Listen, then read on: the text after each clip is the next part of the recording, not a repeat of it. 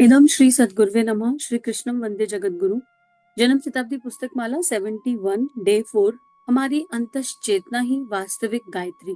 परम पूज्य गुरुदेव वंदे माँ का सानिध्य, उनकी दिव्य प्राण ऊर्जा हमारे अंतस में हिलोरे लेती हुई और हमारे भीतर वो प्रज्ञा रतंभरा का जागरण होता हुआ। बुक 70 और 71 ये एक कंप्लीट पैकेज है और इस स्वाध्याय ने अगर हमारे जीवन में, हमारे मन में कोई परिवर्तन किया है तो आइए इस कंटेंट को, इस स्वाध्याय को, परम पूज्य गुरुदेव की इस लेखनी को विश्वव्यापी बनाते हैं। पिछले स्वाध्याय में गुरुदेव ने कहा कि गायत्री माता हंस पर बैठी है। इसका तत्व दर्शन अगर आप समझने की कोशिश करें तो अगर आप केवल स्थूल आवरण के आधार पर देखेंगे तो फिर आपको लगेगा हंस तो एक छोटी सी बर्ड है और इतनी बड़ी गायत्री माता उस पर कैसे बैठेंगी, वो तो पिचक जाएंगी। और फिर गुरुदेव ने कहा कि अगर गायत्री माता को बैठाना ही है तो मैं हेलीकॉप्टर ले आऊंगा, हवाई जहाज ले आऊंगा, मैं उसे बेचारे गरीब हंस की हैप्पी बर्थडे क्यों करूंगा, उसमें गरीब हंस पर गायत्री माँ को ईश्वर क्यों बिठाएगा। आप इस बारे में विचार करके देखिए। तो गुरुदेव कह रहे हैं हंस क्या होता है। हंस जो है कीड़े मकोड़े नहीं, हंस जो है नीर शीर अलग कर देता है। अब इसका क्या जो तत्व दर्शन हमारी लाइफ में इम्प्लीमेंट होता है वो ये है कि देखिए ये संसार है, इसमें सत्य रज तम सब कुछ है। ये संसार है, इसमें सब कुछ, हर तरह का फ्लेवर मिलेगा, एवरीथिंग इज देयर। ये हमारे ऊपर होना चाहिए कि हमको कौन सा फ्लेवर पिक करना है, हमको क्या पिक करना है और हमको चिंतन किस पर करना है। हम और मानव देह क्या हो गया है, कलयुग में क्या हो गया, प्रवृत्ति क्या हो गई है, नेगेटिविटी की तरफ प्रवृत्ति ज्यादा हो गई है। जैसे किसी को बहुत अशांति हो रही है और उसे शांति चाहिए तो कुछ लोग खाने में शांति ढूंढ लेंगे, कुछ लोग शॉपिंग में शांति ढूंढते हैं, कुछ लोग फोन पे बात करना, इधर उधर गप्पे करना, इसकी बुराई उसकी बुराई करने में शांति ढूंढेंगे, कुछ लोग नेचर के पास प्रकृति में शांति ढूंढ लेंगे, कुछ आंख बंद करके ईश्वर के सानिध्य में शांति ढूंढेंगे। हर किसी का शांति ढूंढने का तरीका अलग है, पर मूल में हर मानव ढूंढ शांति रहा है। सच बात यह है कि हम प्रेम और शांति की तलाश में हैं और ये प्रेम और शांति जब हम देह भाव से जुड़कर मेटेरियलिस्टिक चीजों के आधार पर ढूंढते हैं तो हम बाहर की तरफ ढूंढते हैं। यानी शॉपिंग कर ली, कुछ खा लिया, आइसक्रीम खा ली, या कुछ भी ऐसा जो देह से जुड़ा हुआ है, जो परमानेंट नहीं है, टेम्परेरी है। और जो असली शांति है वो तो भीतर है, हम भीतर की तरफ नहीं जाते। तो अब ये चुनाव हमारा होगा, ये चुनाव हमारा है कि हम ड्रिंक करके शांति ढूंढ रहे हैं, व्यसन करके शांति ढूंढ रहे हैं, या 5 मिनट बैठ के प्राणायाम करके शांति ढूंढ रहे हैं। बहुत सिंपल सा फंडा है। तो गुरुदेव यहाँ यही कह रहे हैं कि वो हंस हमारे ही भीतर है। और दूसरा, जब हम ये कहते हैं कि किसी ने मुझे गुस्सा दिला दिया, या किसी की वजह से मैं उदास हूं, या किसी की वजह से मुझे ईर्ष्या हो गई, जब हम अपने वृत्तियों का दोष किसी दूसरे को देने लगते हैं तो वो भी प्रकृति हंस की नहीं हो सकती। गायत्री माता वहां पर आकर सिर पर नहीं बैठ सकती, क्योंकि हंस के अंदर वो एक गुण है और वो हमारे अंदर भी है कि हमारी ही आत्मा का प्रकाश सर्वत्र है। हमारे भीतर जो संस्कार पड़े हुए हैं, जो इम्प्रिंट पड़े हुए हैं कई कई जन्मों के हमारे फोल्डर्स पर, वो जो इम्प्रिंट है वही इम्प्रिंट एक्टिवेट हो जाते हैं। यानी अगर मेरे अंदर नॉनवेज खाने का संस्कार नहीं है तो मैं किसी भी जगह चली जाऊं, कहीं ऐसी जगह चली जाऊं जहां चारों तरफ लोग नॉनवेज ही खा रहे हैं, I will like to die but will not eat the nonveg, क्योंकि वो संस्कार नहीं है मेरे अंदर। अगर किसी की खून करने का संस्कार नहीं है तो दुनिया इधर से उधर जाए, I can not pick knife और किसी का मर्डर कर दिया या किसी को खून कर दिया। जो हमारे अंदर नहीं है वो हम नहीं करेंगे, लेकिन जो इम्प्रिंट हमारे अंदर पड़े हुए हैं, अभी उन पर काम नहीं हुआ क्योंकि हमने सारी योनियां जी, तो इम्प्रिंट हमारे अंदर सारे हैं, अच्छे बुरे बहुत सारे हैं, खजाने के जैसे भरे पड़े हैं। तो होता यह है कि मान लीजिए अगर आपके अंदर झूठ बोलने का संस्कार पुराना पड़ा है और इस जन्म में आपने अभी तक झूठ नहीं बोला, लेकिन आपको एक ऐसी माहौल या ऐसी कंपनी मिल गई जहां हर कोई झूठ बोल रहा है, तो आप उसको सहज लेने लगेंगे और आप कब झूठ बोलने लगेंगे आपको पता नहीं चलेगा। हम बच्चों के लिए भी कह देते हैं पता नहीं किस कंपनी में आ रहा है, पता नहीं संगत कैसी हो गई है, पता नहीं दोस्त कैसे बन गए हैं, दोस्तों से गाली देना सीख गया है, दोस्तों से झूठ बोलना सीख गया है। नहीं, वो सत्य नहीं है, उन्होंने केवल ट्रिगर किया। उन्होंने वहां क्या हुआ, हट पानी मिल गया। अंदर अपना इम्प्रिंट था, वो इनबॉर्न था, पेरेंटल था, सोशल था, कहीं से भी था, पर था। और जब ऐसी कंपनी मिली तो उसको खत पानी मिल गया। अब ये हंस का मतलब क्या है, वो वृत्ति जो हमें ये बता दे कि भाई हमारे भीतर सब है, हम मार्केट जा रहे हैं तो हमें सब कुछ दिखाई देगा, हम संसार में रह रहे हैं तो हमें सब कुछ दिखाई देगा, वी पिक द राइट।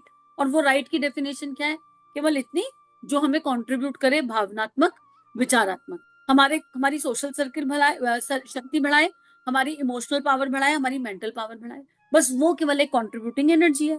तो गुरुदेव कह रहे हैं कि अगर आप इस संसार में रह रहे हैं और आप सारे कीड़े चुगते रहेंगे, यानी संसार की कमियां ही देखते रहेंगे, तो फिर आप वो इंसान कभी नहीं बन पाएंगे जो हम आपको बनाना चाहते हैं। आप अपना परिवर्तन नहीं कर पाएंगे। संसार में क्या देखने योग्य है क्या नहीं, ये आपको पता है। हंस को पानी और दूध मिलाकर दे दो, वो अलग करना जानता है। हम आपसे कह रहे हैं कि आप दूध लेना सीख जाइए, नहीं तो फिर फाड़ कर पनीर बना लीजिए। तो गुरुदेव यही कह रहे हैं कि हमारी स्थिति भी ऐसी हो गई है। हमें केवल ऐसी ही होनी चाहिए। हमें केवल उचित को ग्रहण करना है, अनुचित को त्याग देना है। प्रज्ञा और रतंबरा केवल इसी चीज का नाम है। इसे जागृत करने में आपको मदद लगेगी, और वो मदद गायत्री करती है। ये करने के लिए संकल्प की शक्ति चाहिए। ये करने के लिए पता तो होना चाहिए कि सही क्या है गलत क्या है। आजकल तो चौराहे पे खड़े होकर गाली देना आसान है, और वो सरल है, पूरी दुनिया दे रही है। सड़कों पे लड़ाई झगड़ा कर लेंगे, वो आसान है। लेकिन अगर ये किसी से कहा जाए कि किसी चौराहे पर खड़े होकर ईश्वर का नाम ले लो, जोर जोर से राम राम राम कर लो, तो हमें ऑड वन आउट फील होता है। आजकल हम फैशन के कपड़े पहनेंगे, फटी हुई जीन्स पहन के निकलना आसान है, वो फैशन है, वो ट्रेंड है आजकल का। लेकिन कह दिया जाए घर से तिलक लगा के निकल जाओ, तो उसमें शर्म आती है। अभी क्या हो गई मानसिकता, अच्छे काम करके जो हमारी संस्कृति के अनुसार है, जो हमें कंट्रीब्यूट करते हैं।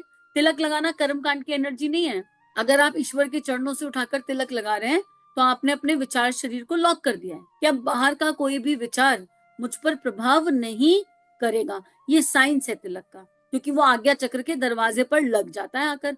और तिलक लगते ही क्या होता है, साइंटिफिकली ये मैजिक कैसे होता है, साइंटिफिकली ये मैजिक ऐसे होता है, जब लोग देखते हैं कि आपके तिलक लगा हुआ है, आपके माथे पर भगवान की कुमकुम लगी है, आपको देखते ही भगवान का नाम आपसे जोड़ देते हैं, ईश्वर का नाम जोड़ देते हैं। अच्छा, घर से पूजा करके आए हो, अच्छा तुम मंदिर जाते हो, अब ये क्या होता है, अच्छा तुम गायत्री के उपासक हो, अच्छा तुम राम नाम करते हो, अच्छा किसकी पूजा करते हो।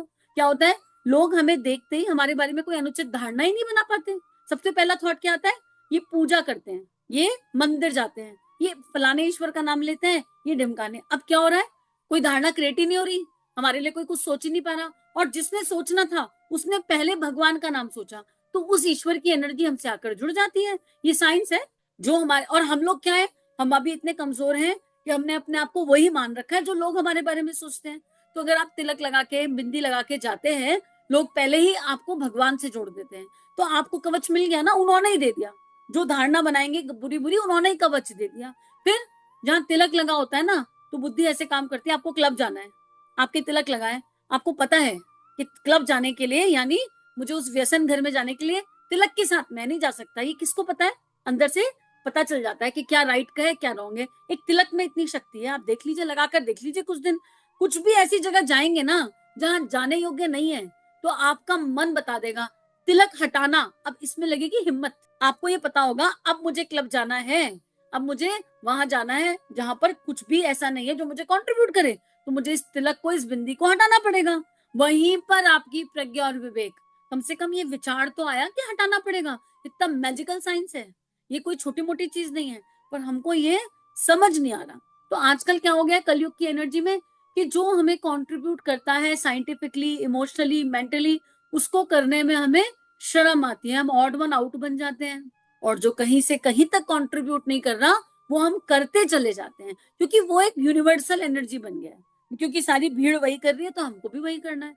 तो कुछ नहीं, अगर ये बात आपको अच्छी लगी तो आज से ही संकल्प ले लीजिए कि अगले 40 दिन, चाहे हम किसी भी उम्र में हो, हम घर से निकलेंगे तो ईश्वर के श्री चरणों से उठाकर कुमकुम तिलक लगाकर जाएंगे। फिर चाहे हम ऑफिस जा रहे हो, फिर चाहे हम मार्केट जा रहे हो, फिर चाहे हम कहीं जा रहे हो, किसी जगह जा रहे हो, आप बदलाव देख लेंगे अपने में। भाई मैरिड लेडी को बिंदी लगाने में और सिंदूर लगाने में शर्म नहीं आती, मैं तो ईश्वर के चरणों का तिलक कह रही हूँ, उसको भी तो पता है, वो भी तो लगा लेती है। तो करके देखेंगे तो समझ में आएगा। ऐसे ही आप कोई भी एनर्जी उठा लीजिए जो हमारे पुरातन समय की, हमारे ऋषियों की देन है, उसके पीछे एक गहरा विज्ञान छुपा हुआ है।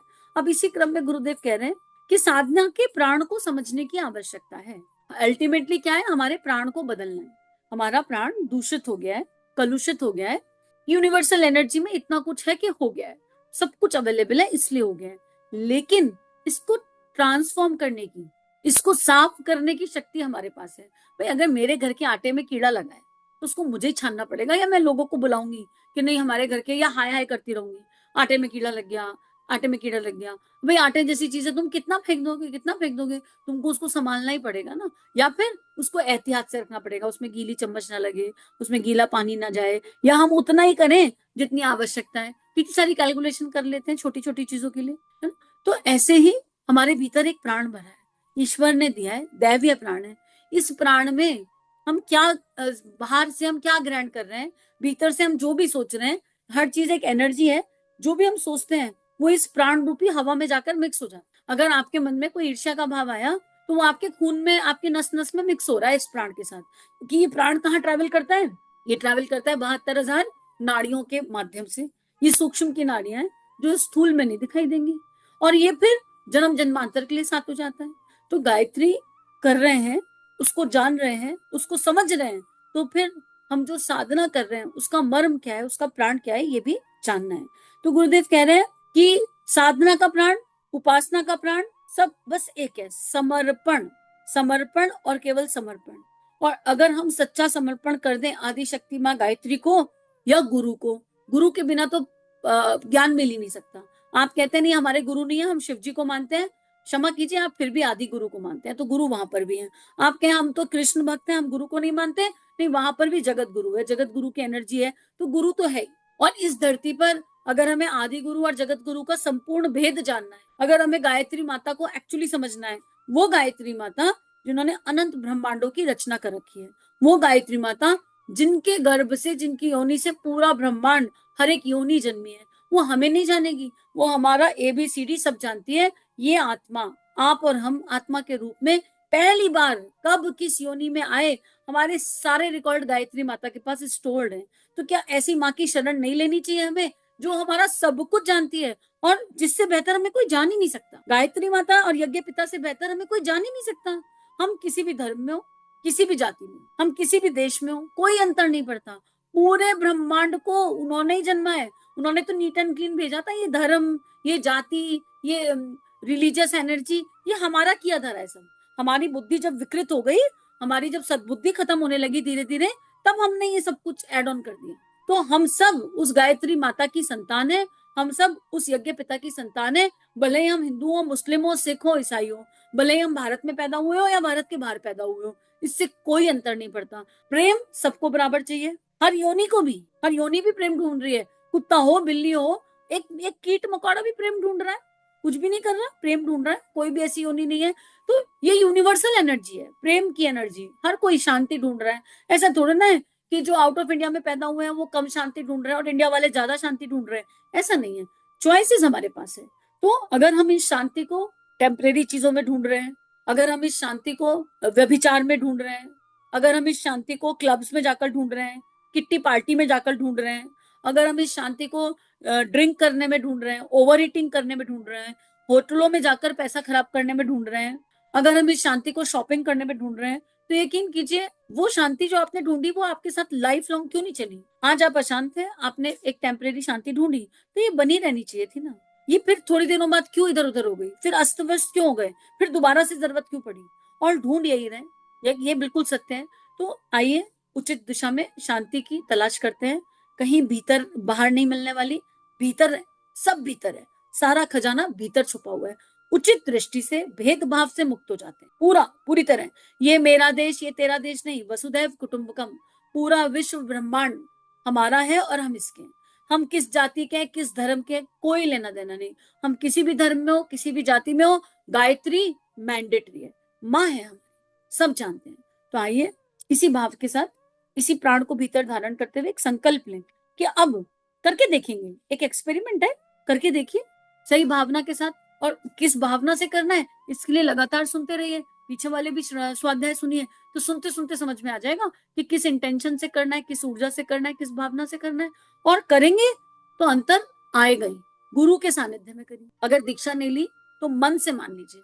आचार्य पंडित श्री राम शर्मा को जानिए, उनको समझिए, उनके जीवन को देखिए और मानसिक रूप से मान लीजिए। कुछ नहीं तो कि आप मानसिक रूप से, हमने मान लिया, आपके विचार हमें समझ में आते हैं, हमारे अंतःकरण में परिवर्तन कर रहे हैं, तो हमने मान लिया और अब हम गायत्री साधना आपके संरक्षण में कर रहे हैं। फिर जब वो व्यवस्था बनाएंगे तो स्थूल दीक्षा भी अपने आप हो जाएगी। तो सभी को प्रणाम। और इसी के साथ आज का स्वाध्याय गुरु चरणों में अर्पित समर्पित। इदम श्री सद्गुरुवे नमः। चलिए समाज में कुछ अच्छा बांटे। अगर ये भावनाएं आपके अंतःकरण को स्पर्श कर रही हैं और आपका परिवर्तन हो रहा है, तो इन भावनाओं को विश्वव्यापी बना दीजिए। चैनल को लाइक कीजिए, सब्सक्राइब कीजिए और वीडियो को पूरी दुनिया में फैला दीजिए, ताकि ऋषियों की और संतों की लेखनी से जन जन का जीवन बदल सके। जय हिंद, जय भारत।